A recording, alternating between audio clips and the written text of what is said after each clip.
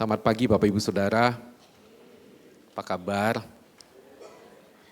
Salah satu hal yang harus terus terjadi dalam hidup kita adalah perubahan-perubahan paradigma kita ketika kita melihat segala sesuatu di dalam dunia ini dan khususnya kita perlu mengalami perubahan sehingga kita bisa melihat apa yang Tuhan lihat dan kita punya hati seperti Tuhan yang punya hati gitu ya. Dan hari ini Bapak Ibu Saudara kita akan merenungkan satu tema tentang memberitakan Injil sebagai sebuah keharusan dan kesukaan ya. Saya mengajak kita bersama merenungkan satu bagian firman Tuhan yang terambil dari 1 Korintus pasal 9.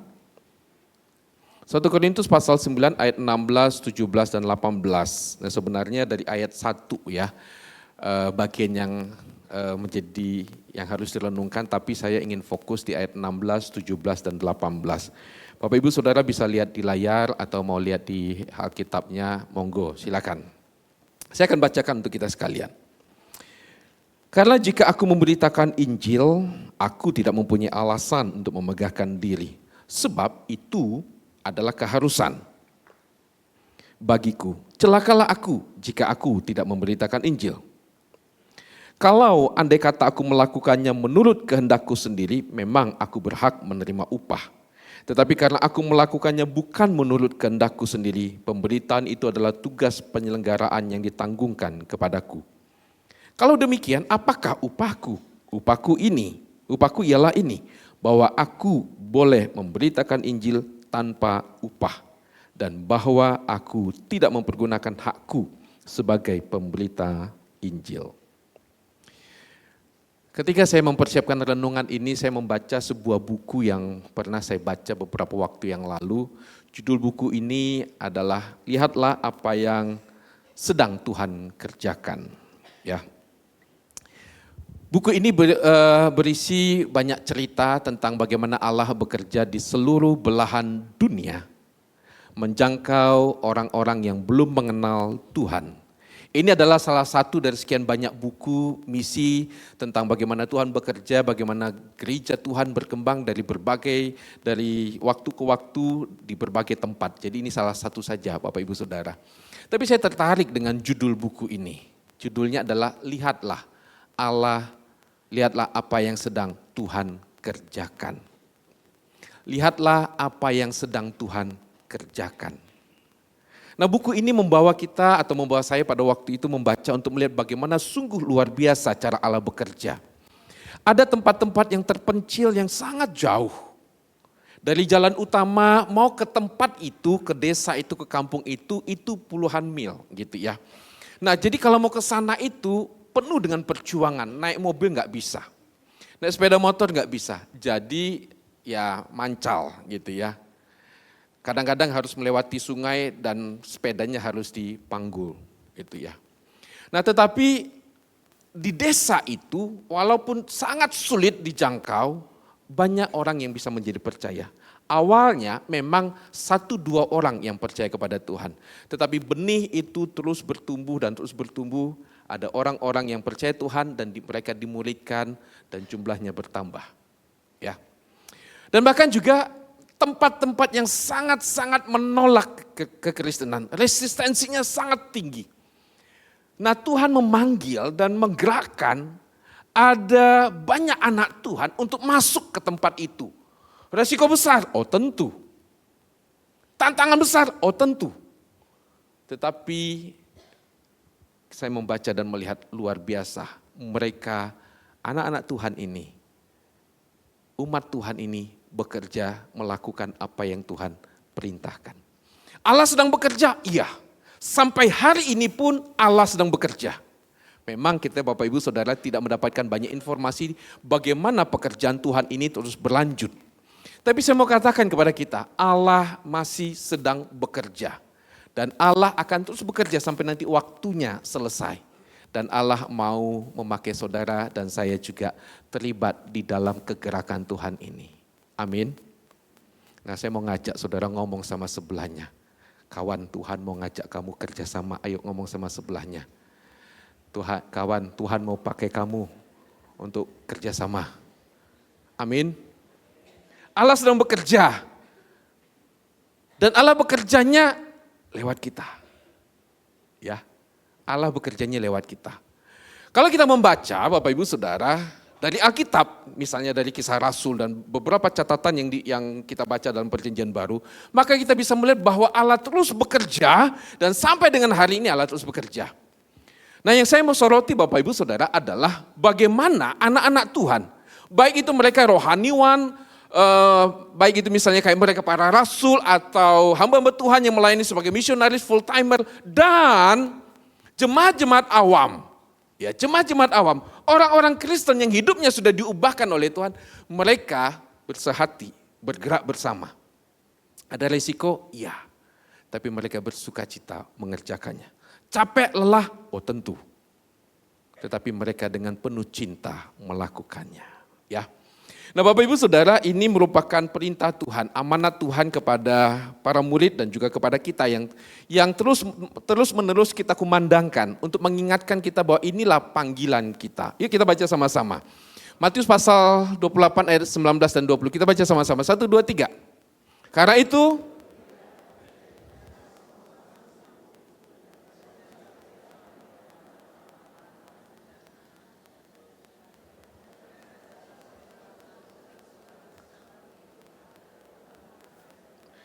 dan ketahuilah aku menyertai kamu senantiasa sampai kepada akhir zaman.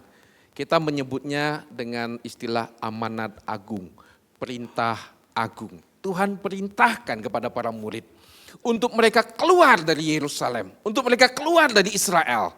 Pergi kemana? Ke berbagai bangsa untuk menjadikan mereka kenal Tuhan, menjadi murid Tuhan, dan pada akhirnya mereka menjadi orang-orang yang melanjutkan pekerjaan Tuhan itu.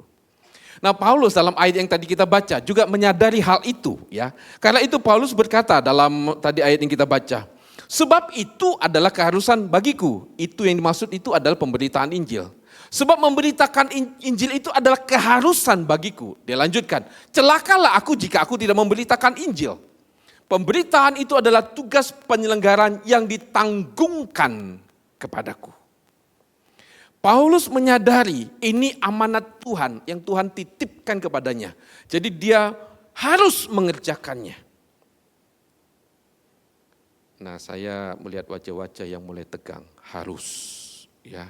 Coba saudara lihat wajah sebelah. Wajah tegang enggak itu ya? Karena mendengar kata harus. Ya. Karena kalau sudah dengar kata harus ini kan kita agak-agak alergi dikit gitu ya. Harus gitu ya. Rick Warren juga menuliskan kalimat yang sangat menarik. Sebagai pengikutnya kita harus melanjutkan apa yang telah dimulai oleh Yesus. Yesus memanggil kita bukan hanya, perhatikan ya, bukan hanya untuk datang kepadanya. Bukan hanya untuk menerima anugerah keselamatan itu.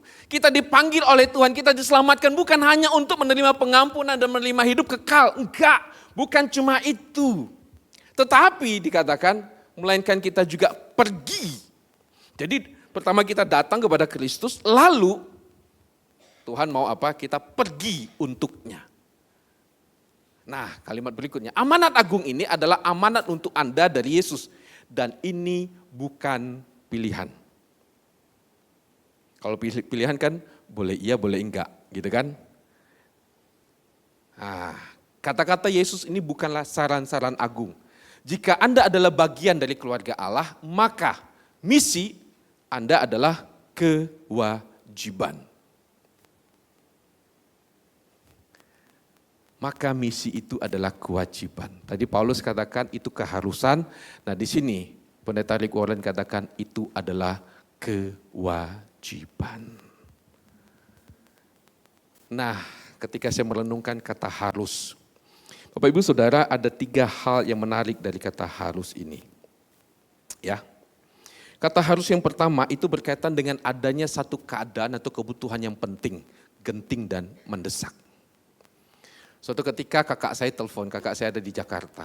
Tiba-tiba dia telepon dan dia dengan suara panik. Gin tolong doakan. Kenapa kak? Dengar dia panik gitu, toh saya juga ikutan bingung. Ini loh Gin, rumahku kebakaran. Rumahmu kebakaran? Bukan, tapi rumah tetangga.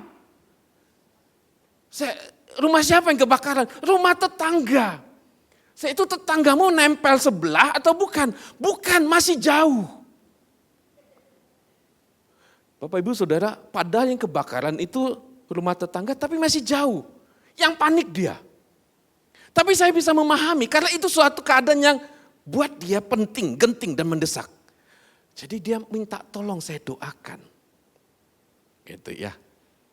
Kan gak mungkin kalau udah begitu udah kebakaran, udah Kak tenang aja pergi aja jalan-jalan ke mall gitu kan, nikmati aja kota Jakarta, mallnya kan asik-asik. Kan gak mungkin gitu ya. Jadi karena ada situasi keadaan yang genting dan mendesak, maka kita perlu lakukan sesuatu ya. Lalu ada rasa sakit atau kesusahan yang besar. Itu membuat kita lakukan sesuatu segera. Kalau misalnya saudara lagi asik-asik duduk atau nonton TV gitu ya sambil makan sama keluarga. Tiba-tiba saudara atau anggota keluarga saudara tiba-tiba ada gitu. Terus saudara bilang, Pak kenapa Pak? Ini loh Pak ada YouTube bagus loh, lucu loh Pak. Ini sakit, ya tapi ini lucu loh Pak. Mungkin dengan nonton ini Papa bisa terhibur gitu. Hello, ini serangan jantung gitu kan. Kalau udah begitu keadaannya kita nggak mungkin lagi melakukan yang lain selain kita bawa ini orang ke rumah sakit kan begitu. Kenapa? Sebab ini keadaan yang susah, sakitnya luar biasa. Dan yang ketiga, harus itu terjadi karena apa? Ada yang memerintahkan. Lakukan. Harus. Nah Bapak Ibu Saudara kalau kita melihat makna dari kata harus ini. Kita bisa simpulkan dua hal ya. Bahwa memberitakan Injil itu ada satu kondisi yang penting, genting, mendesak. Berkaitan dengan apa? Dengan orangnya. Orang yang belum kenal Tuhan sedang berada di dalam murka Allah. Kesempatan mereka cuma pada waktu mereka hidup di dunia ini. Dan kesempatan ini ada batas waktunya. Kapan batas waktunya? Kita nggak pernah tahu. Kita nggak pernah tahu kapan batas waktunya. Nah tapi karena ini kondisi yang penting dan genting, Paulus itu bergerak, dia melakukan pelayanan penginjilan. Yang kedua, dia sadar ada Allah yang memerintahkan dia. Allah yang memanggil dia, Allah yang penuh cinta, Allah yang sudah melawat dia. Ini yang memanggil dia, memerintahkan dia. Jadi kita lihat Bapak Ibu Saudara ada dua hal. Satu kondisi orang yang dilayani dalam kondisi di bawah murka Allah berada dalam maut. Dan yang kedua, ini panggilan Tuhan. Nah walaupun kita tahu dua kondisi ini penting sekali buat kita. Kita paham. Tapi ketika sudah mendengar kata harus, nah ini yang susah. Harus memberitakan Injil. Bapak Ibu Saudara, kata harus itu lebih sering kita kita warnai atau kita respon dengan sesuatu yang negatif. Kenapa harus sih? Saya mau tanya sama Bapak Ibu Saudara. Ibadah di gereja itu harus atau tidak? Halo, pilihan atau keharusan? Serius. Pilihan kan?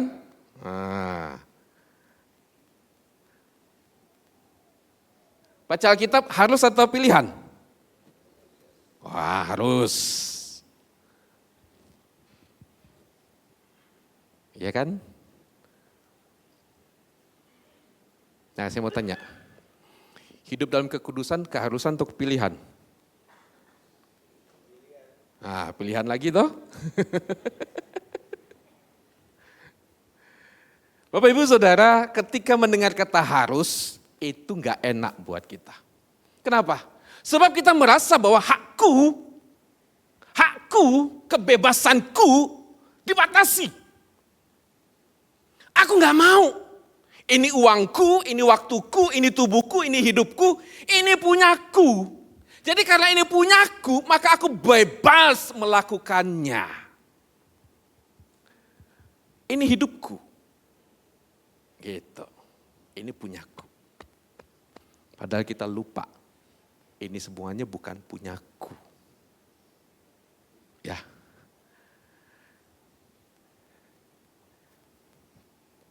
Saya ingat pada waktu saya kecil, SD. Kan kalau kita sebagai orang tua kan mengharuskan anak sekolah kan gitu kan. Sekolah harus. Tapi buat anak kecil, sekolah itu susah jadi keharusan. Susah jadi keharusan.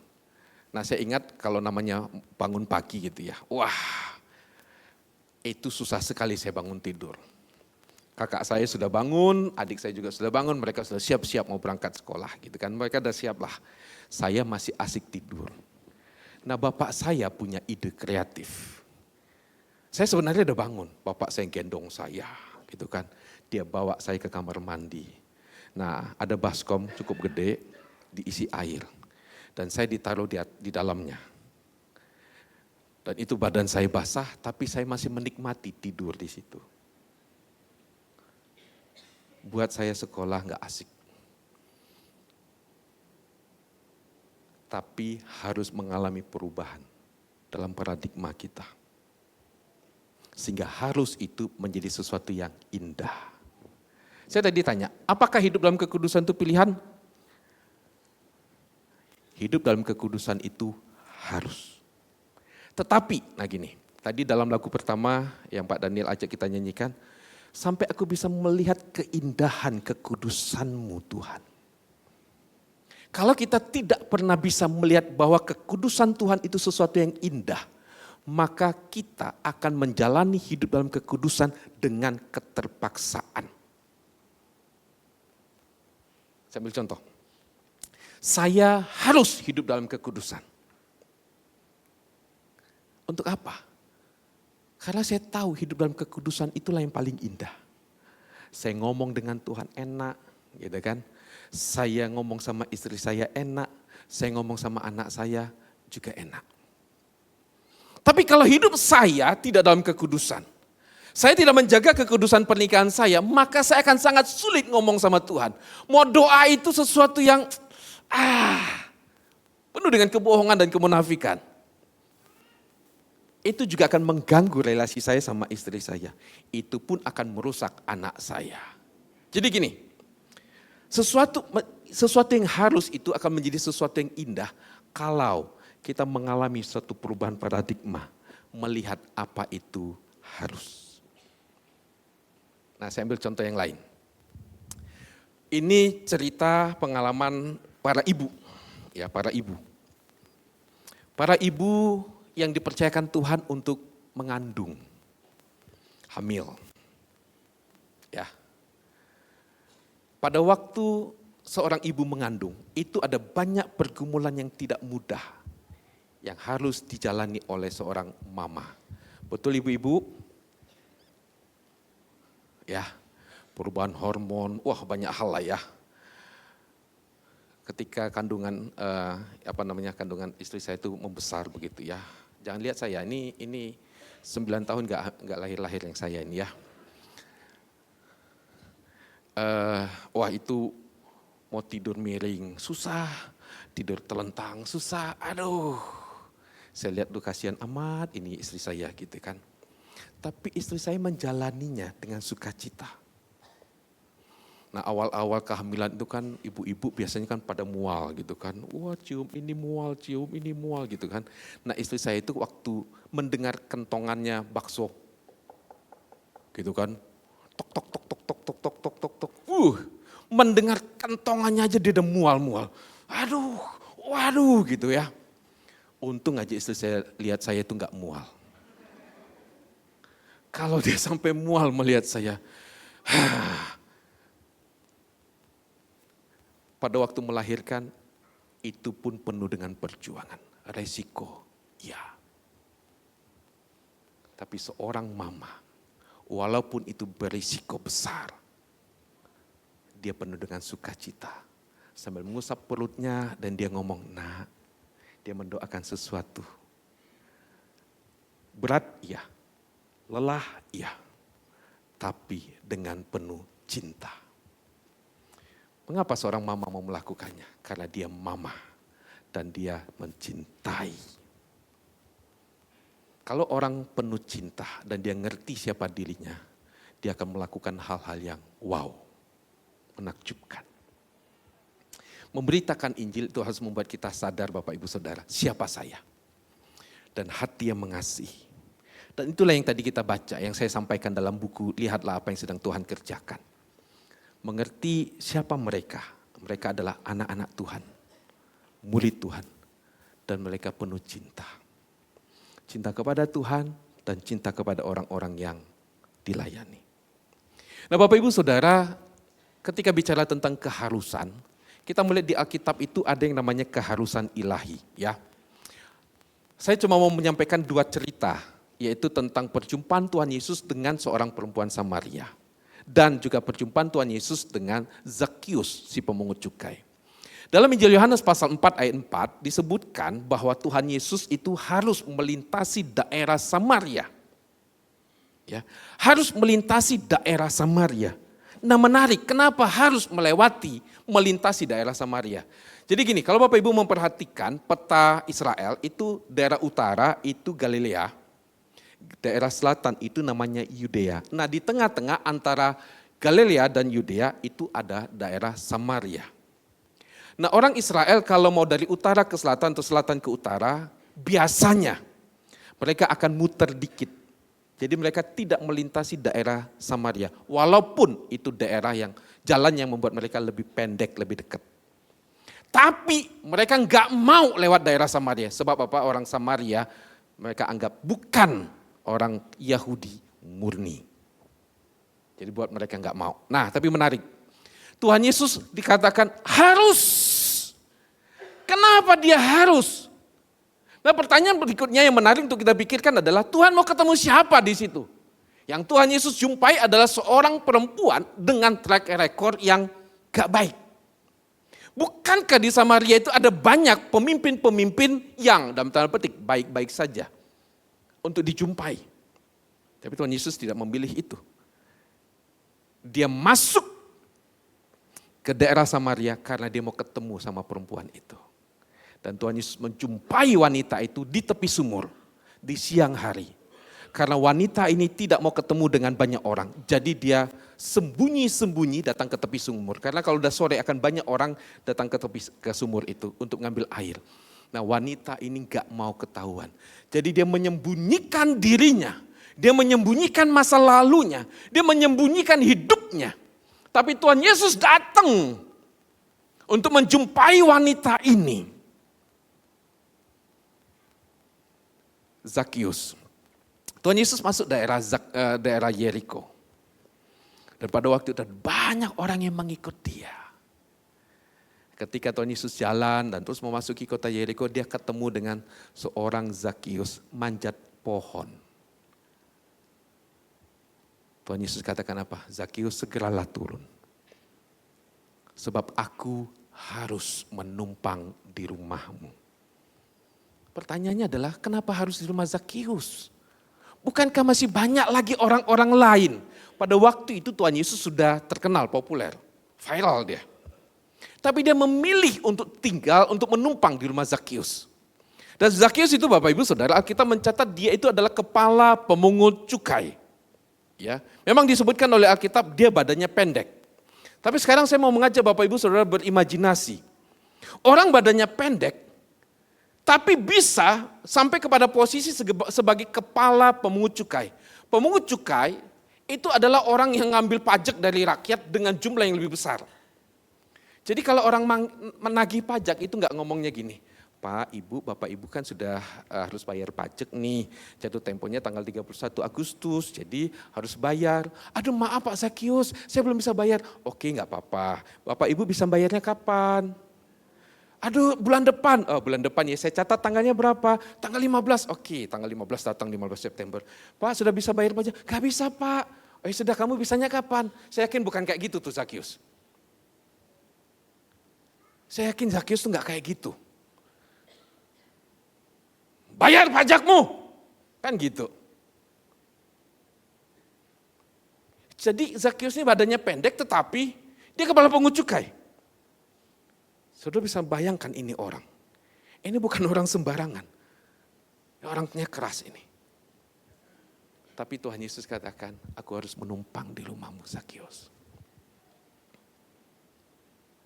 Tuhan Yesus masuk ke daerah Samaria mau berjumpa dengan orang yang menyembunyikan diri, menyembunyikan dosanya. Tuhan Yesus datang ke Yeriko untuk berjumpa dengan orang yang punya karakter seperti ini. Karena Tuhan punya hati, punya cinta buat perempuan ini dan juga buat Zakeus. Siapapun kita Bapak Ibu Saudara, mungkin hari ini engkau sedang bergumul dengan hidupmu. Saya mau kasih tahu cinta Tuhan buat engkau dan saya.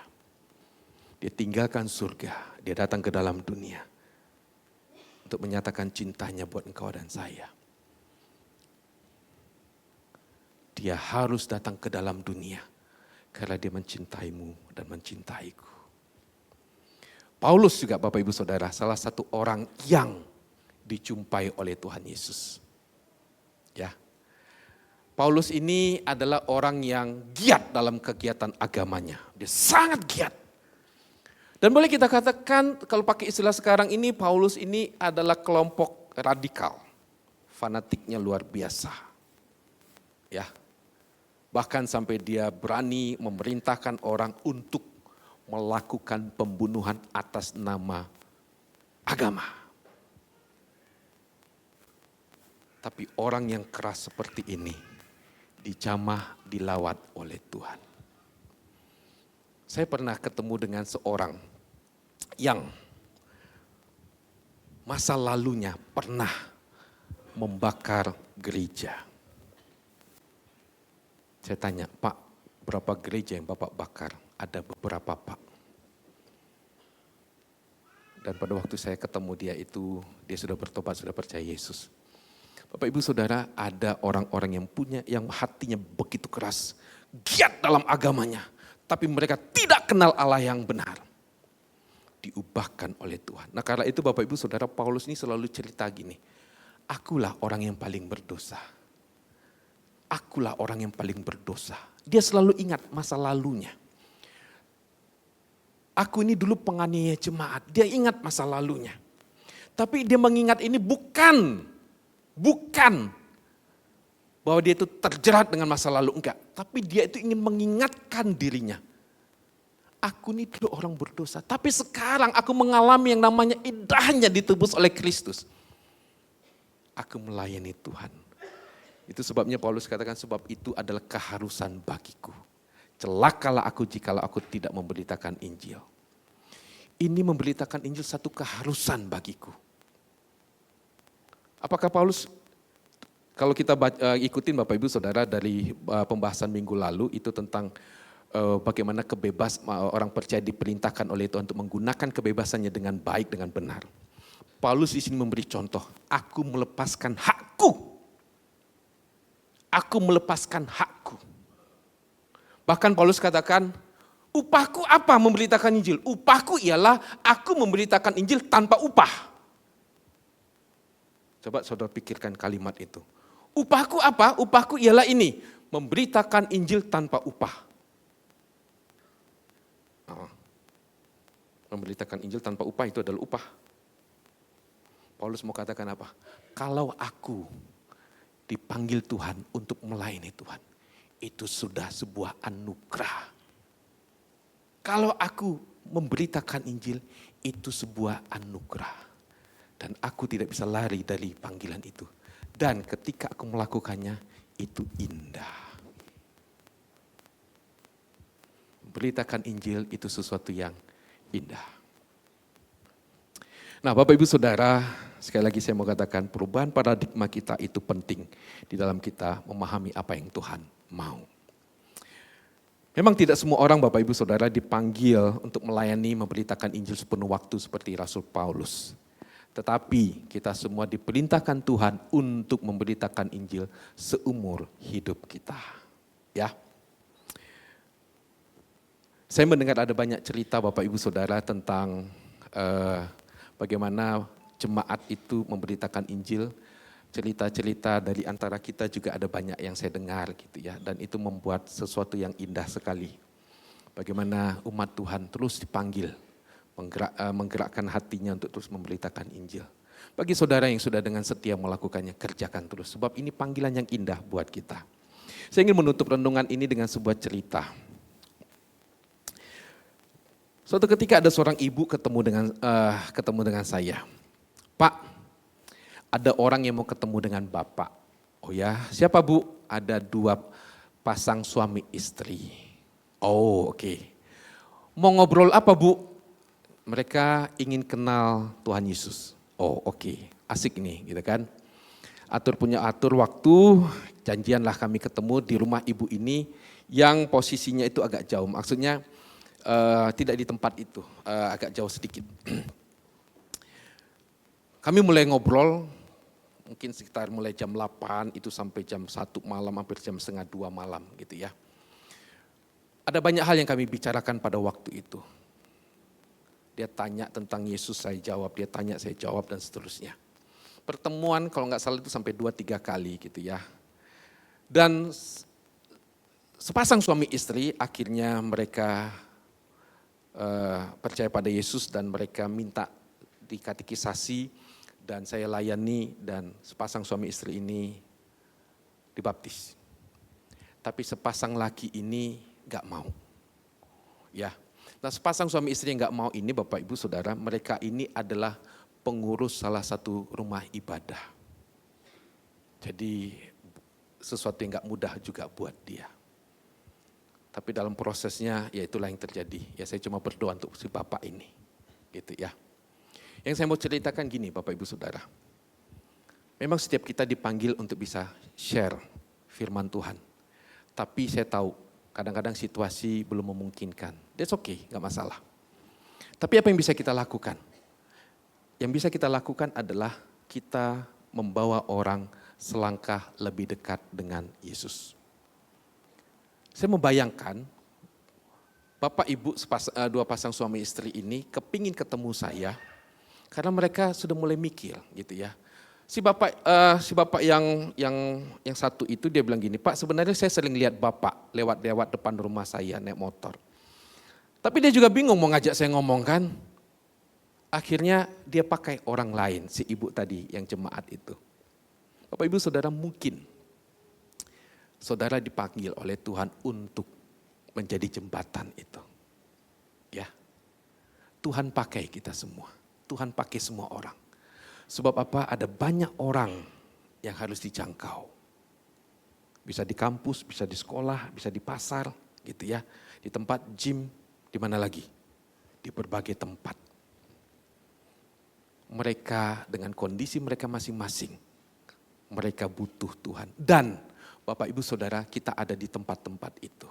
Ya, ada banyak orang yang mau dijangkau dengan berbagai kondisinya. Dan Tuhan mau pakai Bapak Ibu Saudara. Dengan berbagai macam cara juga. Ada lewat pendidikan, ada lewat medis gitu kan. Sekarang ini medsos itu luar biasa. Dan kita doakan terus ada anak-anak Tuhan yang memakai medsos ini untuk memberitakan Injil. Mungkin. Nah kalau tadi Pak Daniel juga di medsos kita. Daripada saudara cuma menyampaikan keluhan-keluhan, apalagi makian-makian gitu kan yang gak ada gunanya. Saudara share lah apa yang saudara alami dengan Tuhan. Gunakan semua cara untuk membawa orang selangkah lebih dekat dengan Tuhan Yesus. Allah sedang bekerja, iya. Dan Allah sedang bekerja lewat engkau dan saya. Minta kesan pendeta Hendra untuk pimpin dalam doa.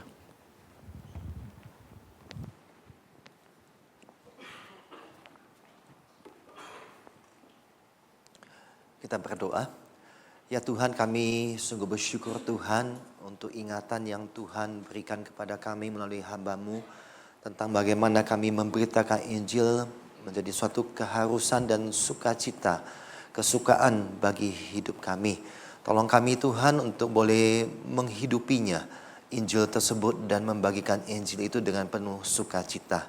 Dan kalau sebentar lagi kami akan mengikuti sakramen perjamuan kudus, biarlah sakramen perjamuan kudus ini juga menjadi sarana anugerah untuk boleh memperbarui hidup kami, untuk boleh memurnikan motivasi-motivasi tersembunyi di dalam hati kami yang tidak berkenan kepada Tuhan, dan memampukan kami untuk menjalani hidup kami sesuai dengan yang Tuhan inginkan. Terima kasih Tuhan, berkati untuk sakramen yang akan kami ikuti bersama-sama. Dan biarlah Tuhan memulihkan setiap hati anak-anak-Mu Tuhan yang terus bergumul kepada Tuhan. Dalam nama Tuhan Yesus kami berdoa. Amin.